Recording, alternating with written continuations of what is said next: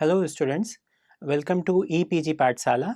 My name is Anant Narayan Bhatt and I work as a scientist in DRDO lab, Institute of Nuclear Medicine and Allied Sciences in Delhi. Today we are going to talk about enzyme cooperativity from paper Molecular Enzymology and Protein Engineering in Biophysics. So in this chapter, we will learn about following aspects of enzyme cooperativity. The first is Hill's coefficient, which is derived from the Hill's equation, and then cooperativity, and then the types of cooperativity, like the positive cooperativity or the negative cooperativity. Then how these cooperativity, I mean, especially in terms of binding of oxygen to hemoglobin molecule when takes place, it is defined in terms of models. So we will be talking about the concerted model and the sequential model of enzyme cooperativity or positive cooperativity. So when we talk about enzyme cooperativity, it is basically a phenomena in which the shape of one subunit of an enzyme consisting of several subunits, I mean in multimeric proteins, allosteric enzymes, when the substrate bind is altered by the binding of the ligand. So this ligand can be either the substrate itself or some other molecule which alters the substrate binding on the enzyme. So like in case of receptor, it can be ligand, or in case of enzymes, it can be the substrate molecule or the effector molecule or the inhibitor molecules. So if the ligand induced change in shape facilitates the binding of substrate to same or other subunit, substrate to the same subunit or other subunit, the effect is called positive cooperativity. However, in negative cooperativity, the binding of a molecule to the first subunit inhibits the binding of substrate to either to the same subunit or again to the other subunit. So this is called negative cooperativity. So therefore, in multi-subunit enzymes, binding of substrate is cooperative and it shows sigmoidal curve. So this sigmoidal curve is a characteristic of cooperative binding or cooperative enzyme kinetics. So this sigmoidal curve, unlike the so these allosteric enzymes, they show sigmoidal curve unlike the hyperbolic curve which is obtained in Michaelis-Menten enzymes.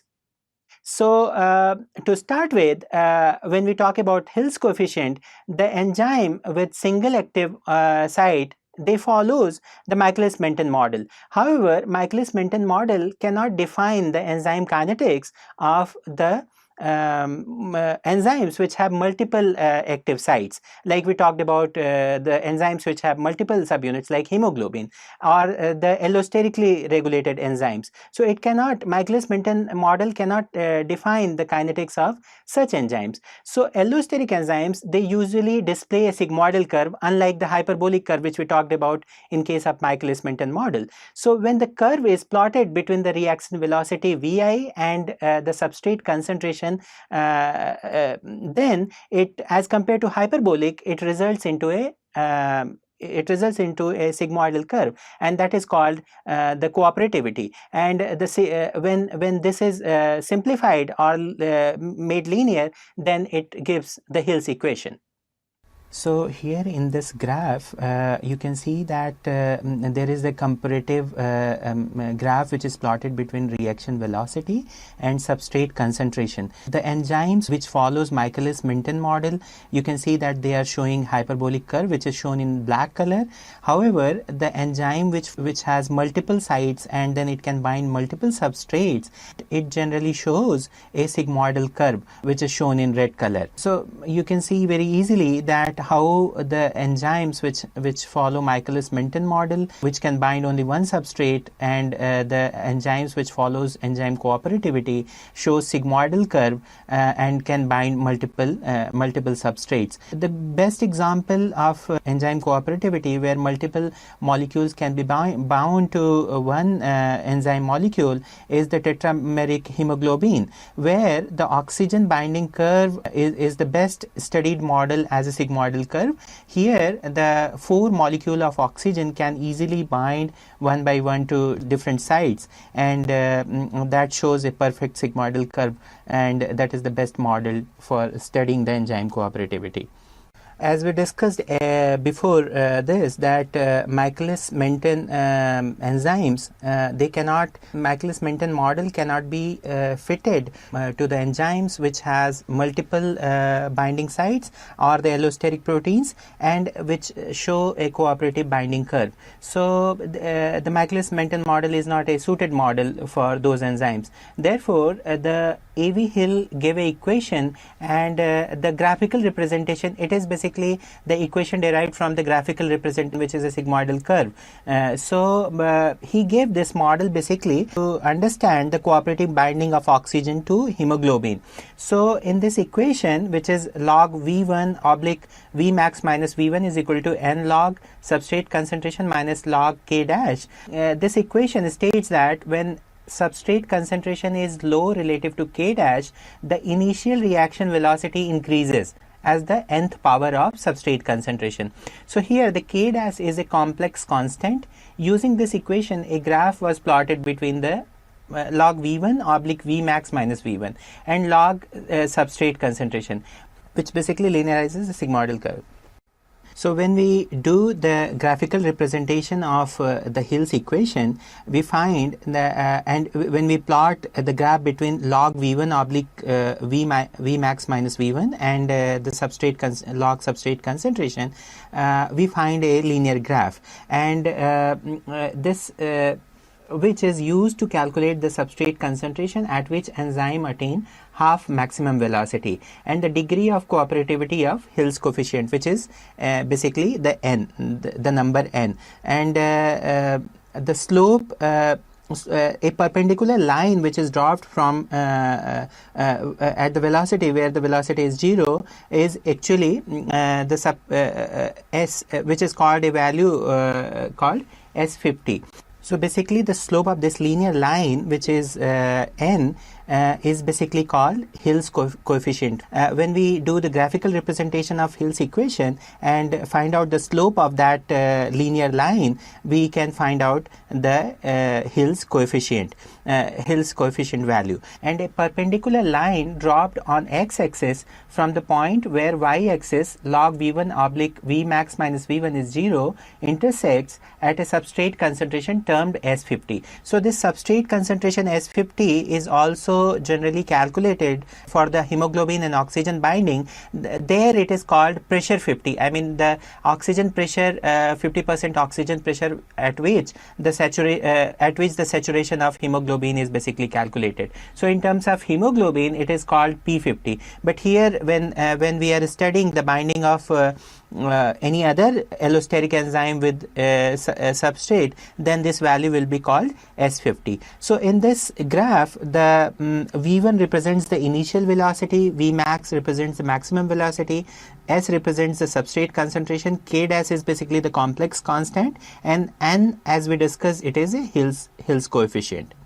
So in Hill's equation, as we discussed about, which is for cooperative enzymes, it is basically the graphical representation is used to calculate the degree of cooperativity in allosteric enzymes and the value of Hill's coefficient in enzymatic reactions. So Hill equation is basically give you an idea about that what is the number of substrate which is binding to the allosteric enzymes, how many multiple active sites it may have, and then what is the cooperativity, how basically it is facilitating the binding of one substrate, how it is facilitating the binding of other substrates. So Hill coefficient, which comes out of the Hill's equation, is an empirical parameter whose value is a number of whose value is basically a function of the number, kind and strength of the interactions of the multiple substrate binding sites on the enzyme. So overall, Hill's equation basically gives an idea about that how many number of molecules are binding, and then this binding of first molecule on the active site, how it is facilitating the binding of other molecules on the other active sites, and what is the cooperativity between binding and then the enzyme kinetics. As we discussed above that Hill's coefficient, n is basically the most important part of the Hill's equation, which tells us about the nature of the enzyme. So when the value of the nature of the enzyme depends on the value of n. So when the value of n is equal to 1, that means the reaction is not showing any cooperativity, and all binding sites behave independently. So the one substrate binding to one site, it is not going to affect the binding of substrate on the other side. However, if n is equal to more than 1, so that means the enzyme is showing positive cooperativity, and where the binding of the first substrate molecule enhances the affinity of the enzyme for binding other substrate molecules. So this is called basically positive cooperativity, and in this scenario the curve will be very perfectly sigmoidal. So the greater the value of n, the higher will be the degree of cooperativity, and there will be more sigmoidal curve which will be plotted between the reaction velocity as well as the substrate concentration. So however, if the value of n is less than 1, that means the reaction is not at all showing any cooperativity. And what does it mean? That the binding of substrate at one active site is not at all going to facilitate the binding of other substrate on other substrate molecules.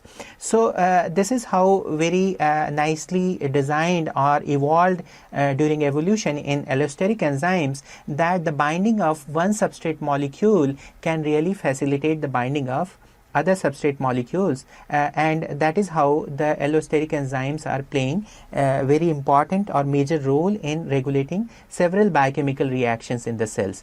So this kinetic behavior, which is basically, we can see like the binding of one substrate molecule is facilitating the binding of other substrate molecule, is this kinetic change, basically this reaction kinetics occurs because of structural change in the molecules. So in the absence of substrate, the enzyme exists almost entirely in T state, which is called tense state. However, the binding of substrate molecule to the enzyme, the first molecule, binding of first substrate molecule to the enzyme, converts it from the T state to the R state. So a transition from T to R favored by substrate binding to one site, and this will increase the enzyme activity of the remaining other sites at which the substrate has to come and bind. So this will lead to an overall increase in enzyme activity. So this important property is basically called enzyme cooperativity, and because of this subunit, all the subunits, they cooperate the binding of the substrate to the enzyme molecules in such type of enzymes. And then an increase in substrate concentration, it always favors the transition from T state to R state. So in multimeric proteins or enzymes, the binding of a ligand or substrate in case of enzymes to one site or subunit may alter the binding of the same or other molecule on other site or subunit. So this phenomena in multimeric proteins is called cooperativity. So so when the reaction velocity is plotted against the substrate concentration, so with increase in substrate concentration, the binding of the substrate molecule on the enzyme or the binding of the ligand on the receptor is facilitated, it increases, and both these parameters, they show a sigmoidal curve when they are plotted against each other. So cooperativity can be seen in both enzymes and receptors having multiple substrate or ligand binding sites. That is the one thing. And then the concept of cooperativity is applicable only in the case of molecules having more than one substrate or ligand binding sites. So based on types of substrate or ligand, cooperativity can be of two types. So enzyme cooperativity can be of two types based on that what kind of substrates are binding on the enzyme. So if a ligand, like if a substrate molecule for the enzyme or ligand for the receptor, when it influences the binding of similar kind of other molecules also, like oxygen in case of hemoglobin. So when oxygen binds to hemoglobin, it facilitates the binding of other oxygen molecules. So this kind of cooperativity is called basically homotropic cooperativity, because binding of the oxygen molecule is facilitating the binding of other oxygen molecules to the active site of enzyme. So here in the figure we can see this is the multimeric protein, which is probably in tense state, and then when the first molecule of oxygen binds to the tense state, then it the partially saturated tense state basically brings a structural change in the entire tetrameric enzyme, and then it brings it to completely R state, where all the oxygen molecules or all the similar substrates can bind on different subunits. So basically homotropic cooperativity can be said it is the cooperativity in terms of substrate, when the one molecule of substrate A facilitates the binding of other molecules of substrate A on the active sites of enzyme, then it's called homotropic cooperativity. So the other type of cooperativity based on the substrates which binds to the enzyme molecule is called heterotropic cooperativity. So in heterotropic cooperativity, when substrate A facilitates the binding of substrate B on the other subunits, then it's called heterotropic cooperativity. It can be substrate or it can be ligands in case of receptors. So in figure you can see when the substrate 1 is binding on the active site of one subunit, what it does, like it brings a structural change in other subunits, and then other subunits can easily bind to substrate 2. So in this case you can see like there are two different substrates, and the binding of substrate 1 is facilitating the binding of substrate 2. So there is something inverse to cooperativity that is called non-cooperativity. So if the ligand binding to any one site does not affect the other site in multimeric enzymes or receptor, then it is called non-cooperative. So the cooperativity is basically in allosteric enzymes, it can be of two different types. So positive cooperativity and negative cooperativity. So to start with positive cooperativity, when the binding of a substrate or ligand molecule facilitates the binding of same or other substrate or ligand molecule, then it is called positive cooperativity. So the value of Hill's coefficient in this condition in positive cooperativity is always more than 1. Then the best example of positive cooperativity is the binding of oxygen to hemoglobin molecule. So when there is increase in the concentration of oxygen, when there is increase in the concentration of oxygen, it facilitates, or pressure of the oxygen, it facilitates the binding of other oxygen molecules to hemoglobin. And then Christian Bohr, who have studied this positive cooperativity of oxygen binding to hemoglobin significantly, he showed that the carbon dioxide molecule, when it binds to the hemoglobin molecule, it inhibits the binding of oxygen molecule to hemoglobin. He also noticed that this phenomena, together with the observation that hemoglobin's affinity for oxygen increases with increase in pH, and this phenomena is known as Bohr effect. However, the binding of carbon dioxide, which inhibits the binding of oxygen to hemoglobin, that acts as a negative effector molecule, or effector molecule in case of allosteric regulation. So Christian Bohr, who studied the binding of oxygen to hemoglobin in detail, when he started studying the binding of hemoglobin to oxygen under different physiological conditions, what he found, and when he plotted the graph, what he found, that hemoglobin saturation with oxygen as a function of partial pressure of oxygen. So he obtained a sigmoidal curve between oxygen pressure as well as the relative velocity of the reaction of oxygen binding to hemoglobin. So what this indicates, he found a sigmoidal curve, and this sigmoidal curve, what does it indicate? That the oxygen binding to hemoglobin, it facilitates the oxygen binding to hemoglobin facilitates the binding of more oxygen to the hemoglobin. So this graph until all binding sites are saturated, this binding is continuously going on. So if you do careful analysis of the binding curve of hemoglobin, it indicates that the binding of oxygen is basically dependent on binding of oxygen to hemoglobin is basically dependent on the oxygen concentration. So the affinity of oxygen is low at low concentration. You can see in the first phase of sigmoidal curve that the oxygen pressure is low, so the binding of oxygen to hemoglobin is also low. In the transition phase, you can see that it is going very high at certain concentration, that can be P50 or as we discussed in case of linearization of Hill's equation, that at P50 concentration probably the binding of oxygen to hemoglobin is very steadily increasing, and then it gets completely saturated. So you obtain at high oxygen pressure most of the hemoglobin active site is completely occupied by the oxygen. So as we discussed the oxygen binding to the hemoglobin, and we discussed also that the oxygen binding to hemoglobin is one of the most studied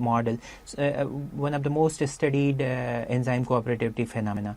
So there are various models which have been proposed for the binding of oxygen to hemoglobin. How basically the change from the tense state to the relaxed state occurs, and then how oxygen molecule binds to different state to different subunits, and then it changes the T conformation to R conformation. So majority of the models which are given, they basically talk about the conversion from T state to R state only. So the first model which is given for this is the concerted model, and this model is known as symmetry model also, or MWC model also. So this model basically it emphasizes that enzyme subunits are connected in such a way that a conformational change in one subunit is necessarily conferred to all other subunits. So this model tells that the subunits must exist in the same conformation. For example, in hemoglobin, the tetramer changes conformation together to the R state. After 4 oxygen molecules, when it binds to all 4 monomers, the transition from the T state occurs, transition from T state brings it into the R state, and this occurs in one step only. So at each label, the binding of oxygen binding of oxygen molecule, there is equilibrium between the T state and R state also, but what this model proposes, this equilibrium shifts from strongly favoring T state, no oxygen bound state, which is, to strongly favoring R state, which is fully oxygen loaded, in one go. So overall oxygen binding shifts the equilibrium towards the R state, which is like the general understanding in all the models, and this means that a high oxygen levels. So this model also suggests that at high oxygen concentration, the R form of the hemoglobin will be prevalent. However, at low oxygen concentration, it is predominantly T form which will be prevalent. The next model of oxygen binding to hemoglobin, which explains the oxygen binding to hemoglobin, is sequential model of oxygen binding on the surface of hemoglobin. So in this model, what basically it tells, which is very different from the previous model, is that here it is not necessary that all the monomers in any tetrameric enzyme may have the same conformation. So oxygen binds to one subunit, and then the binding of oxygen to the one subunit will bring the structural change only in that monomeric subunit only. It is not going to bring the change in other subunits. So in this model, it is not necessary that all enzyme subunit they will have similar conformation in multi-subunit structure, and substrate bind through an induced fit. So when it binds, it basically changes the structure.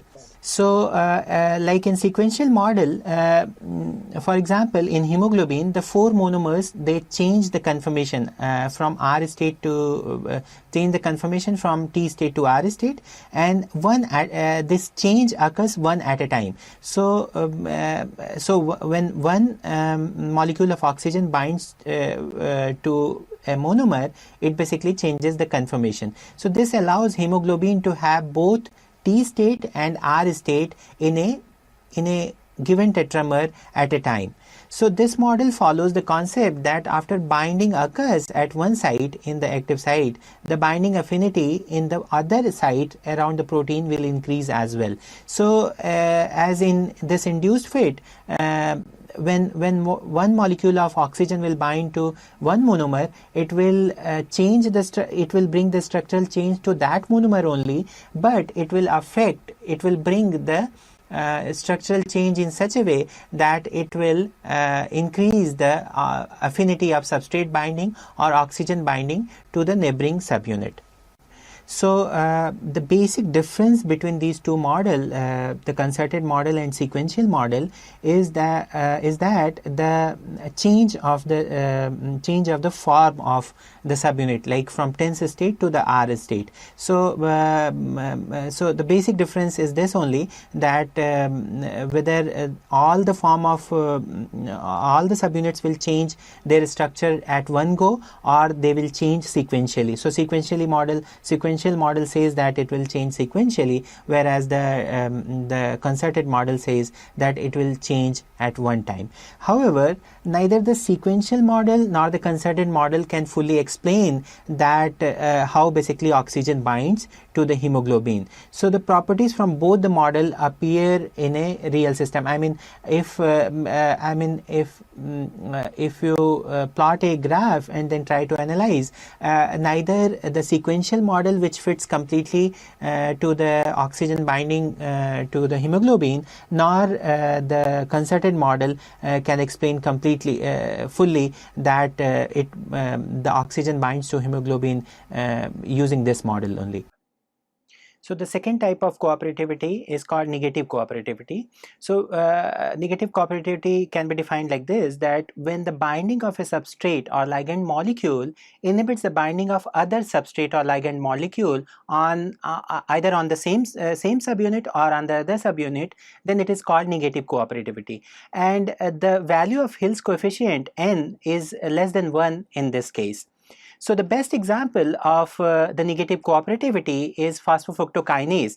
Phosphofructokinase is basically a tetrameric enzyme of glycolytic pathway, and it shows negative cooperativity.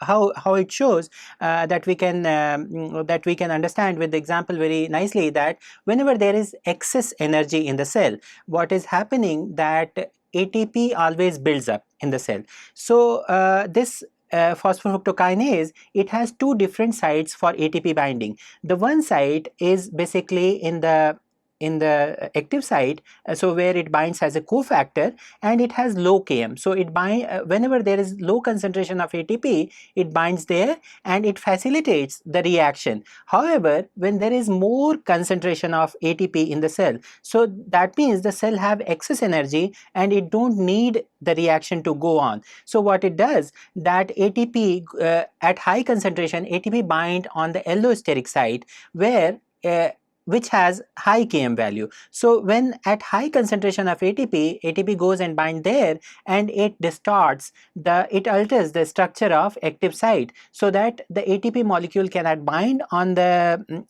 active site, and the substrate also cannot bind on the active site, or even if it binds very loosely, so the reaction cannot occur. In this example, which is example of negative cooperativity, you can see like this is an enzyme of glycolysis. It's a tetrameric enzyme basically, and then here how nicely the regulation occurs through allosteric control in using enzyme cooperativity. This is one of the best example of showing that.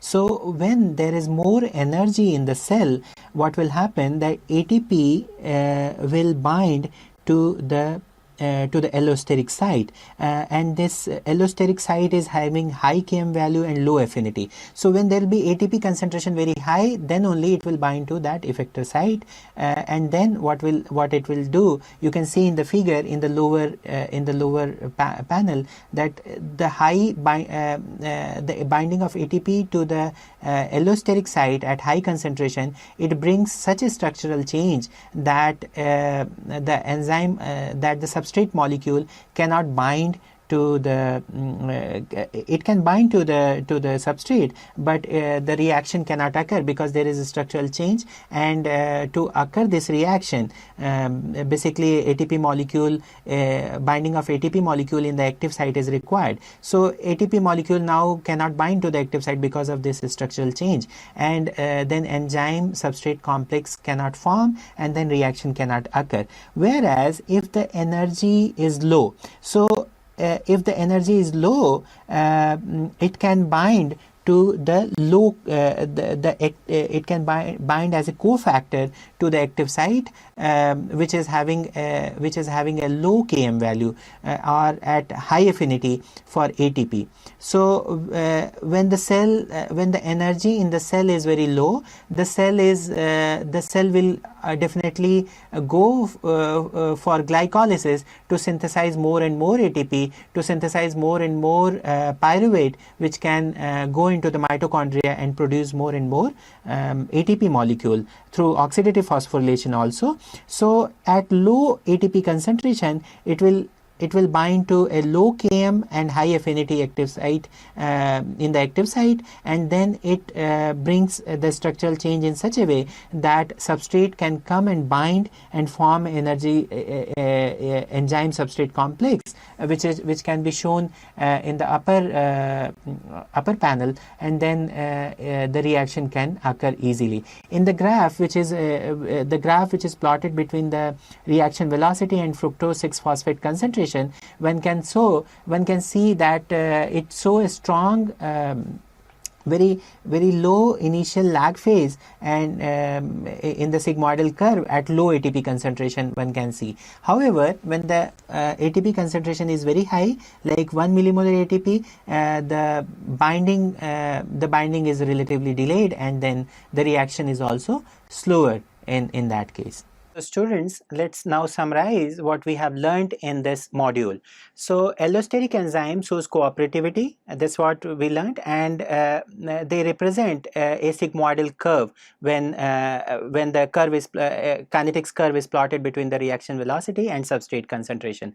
And then the important factor of cooperative enzyme, the Hill's coefficient, its value is always n is equal to 1 when then the hyperbolic curve will be plotted. So that means the enzyme is not showing any cooperativity. So but if the value of n is equal to more than 1, then it means the enzyme is showing positive cooperativity, and more the value of the positive cooperativity, the enzyme will show a better sigmoidal curve. So but if the value of n is less than 1, that means that it is showing a negative cooperativity and enzyme is not cooperative. In multimeric proteins, enzyme cooperativity itself, multimeric proteins can exhibit cooperativity in which one substrate alters the binding of other substrate, and hemoglobin is well characterized and suitable example which we read in this, which we talked about and discussed in this module, that the binding of oxygen to hemoglobin is one of the best suited, best studied model of positive cooperativity. So both types of cooperativity are involved in regulation of enzyme activity, both positive and negative cooperativity. The changes in substrate or ligand concentration exert direct change in enzymatic activity or in ligand binding by altering, sometimes altering the structure of active sites. So binding of a small molecule can cause conformational change of varying degrees, so which is leading to even a small conformation change can have significant effects on the activity of the enzyme or protein. So molecules other than the substrate can also regulate the cooperative enzymes. For example, 2,3-bisphosphoglycerate, which is the byproduct of glycolysis produced in a shunt. It can bind to the hemoglobin and can decreases the affinity of oxygen with hemoglobin, and then facilitates the release of oxygen in tissues. So it is not neither substrate nor the inhibitor molecule, but it is some other molecule which is facilitating the release of oxygen molecule from hemoglobin. For some enzymes, increasing concentration of substrate can also decrease the enzymatic activity. It is something like feedback inhibition, so which is little bit different than feedback inhibition. So this is illustrated in case of phosphofructokinase, which we talked about, that high ATP concentration basically inhibits the reaction, and it distorts the active site structure in such a way that substrate cannot bind and then reaction cannot occur. Thank you.